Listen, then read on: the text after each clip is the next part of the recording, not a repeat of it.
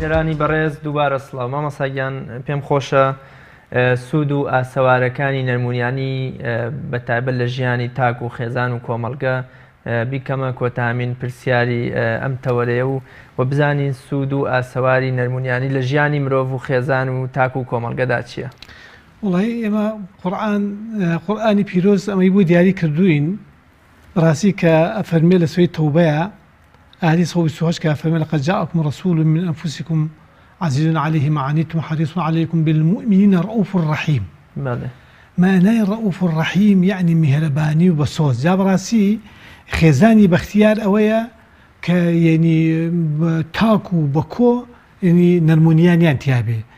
هەر خێزانێک مەسەلەن نەرمونیانیان تیابوو ئیتەوە خێزانێکی بەختەوەرە.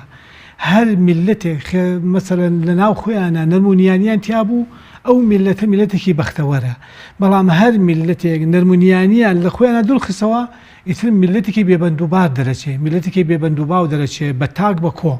جا لەبەرەوە ئەبێ ئێمە هەوڵ بدەین یعنی مەسەلەن لە سەرکردەوە تا بەرەو خوار بێت، تا بۆ ڕئیسی عایلە بێت، تا بۆ مەسەلەن منداڵی گەورە و بچووک بێ، ئەبێ لەسەر هەتا خوار یعنی لەو ئەدەب و ئەخلاقی پێغەمبەر عەلەیهی سەڵات وەسەلام کە نەرمونیانی هەبووە ئەبێ لەو سەرچاوەیە جۆگە هەڵبگرین بۆ ئەوەی کە بتوانین نەرمونیانی لەناو خۆمان و خێزان و مناڵە تەطبیق و دابینی بکەین. جا ئەگەر بەو شێوازە بووین ئەو کاتە میلەتەکەمان میلەتێکی ترە بێت، میلەتەکەمان زۆر سەربەرزە بێت، ئیتر بەرەو کاری خراپ ناڕوا، بەرەو کاری ناهەموار ناڕوا، بەرەو کاری بەڵکو بەرەو کاری باشە ڕوا.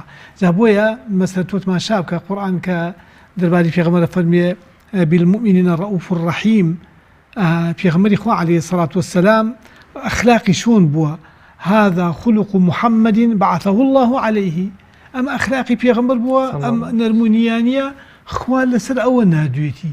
ئەو نەرمونیانیەی پێغەمبەر عەلەیهی سەڵات وەسەلام ئێمە ئەگەر هەوڵ بدەین بیکەینە مامۆسایەکی ماڵ و مناڵ و بۆچی کاربەدەستی ئەمڕۆ نەرمونیان نییە؟ بەپێی فەرموودەکەی پێغەمبەری خوا بێ سەڵڵەهو عەلەیهی وسەلەم شوانێک لەو دەشتە لە لای مێگەلەکەی هەتا وەکو سەرۆکی دەوڵەت هەمووی شوان و مەسئولن لە ژێردەستەکانیان لە ڕەعیەتەکانیان. بەڵام هەستەکەی ئێستا بەتایبەت لە ڕۆژهەڵاتی ناوەڕاست و لە وڵاتی موسڵمانانە بەرپرسەکان کاربەدەستان هێندەی بۆونە قامچی بەدەستن، هێندەی جەلادن، هەستەکەی نەرمونیانیان بەرامبەر بە میلەت نییە. هۆکاری ئەمە هۆکارەکەی ئەوەیە مەسەکە لە بەرنامەی ئیسلام دوورکەوتونەوە.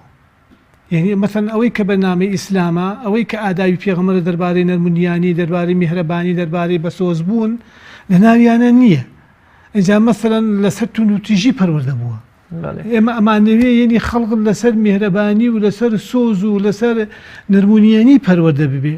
بەڵام شخصێک کە هەر لەسەر ئەو تون و تیژیە پەروەردە بوو ببێتە کاربەدەستی هەر تون و تیژە بێ بەرامبەر ژێردەسەکەی خۆی. ئەم قەیران و کێشە و موسیبەتەی کە ئێستا بەرۆکی کوردستانی گرتووە تا چەند پەیوەندی بە نەبوونی نەرمونیانیەوە هەیە؟ وەڵا جا بە حەقەت ئەوەش نەرمونیانی تیانیە لە کاربەدەستانە.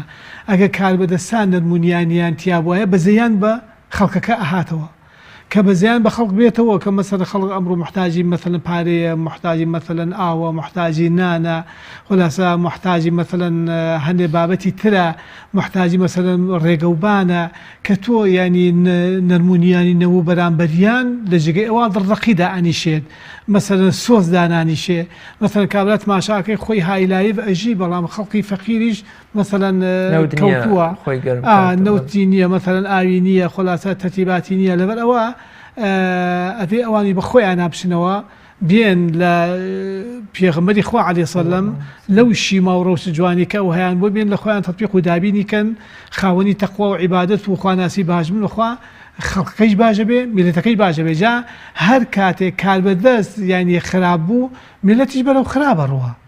جا هەر کاتێک مەسەلەن کاربەدەست باش بوو خەڵکی بەرەو باشیە ڕوا.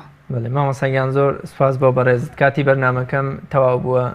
سپاس بۆ ئامادەبوون لە بەرنامەی. منیش زۆر سوپاسی ئێوەکەم و سوپاسی گوێگرانی ژەکەم. داواکەم لە خوای گەورە و میرەمە کا لە ناو کاری خێرا ئێوە ببین و هەر لە کاری خێرا ڕنگ بدەنەوە. زۆر سپاس مامۆستاگیان.